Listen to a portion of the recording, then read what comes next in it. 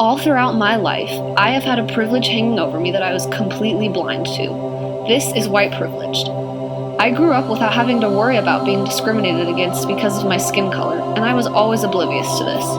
For me and my family, being accepting of others despite any differences, like race, is the norm, so when I heard about the concept of white privilege, I felt accused.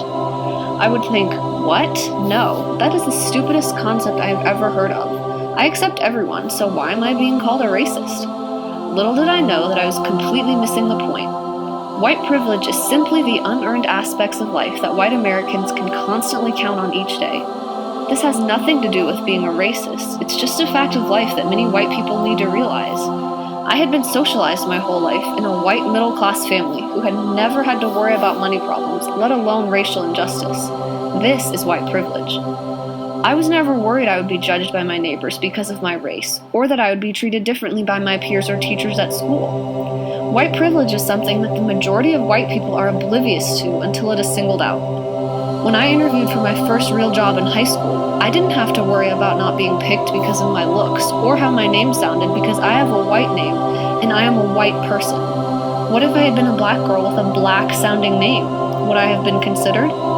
To this day, my mother and father still reject this idea of white privilege. They argue that not all white people are privileged, when, yes, not all whites are wealthy, but they are still part of the majority group which tends to be treated with more respect and ultimately given the benefit of doubt. Until last month, I was still rejecting the idea that I had white privilege.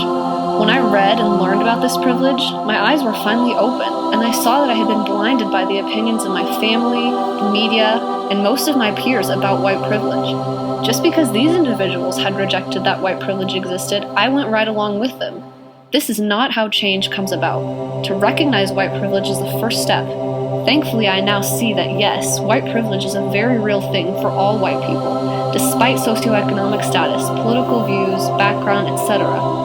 I am a white American who never has to worry about being discriminated against, while people of color live with constant worry just because they are a different shade. How can this be changed? First, people need to recognize that white privilege is a thing, and they need to understand the struggle that people of color face every single day.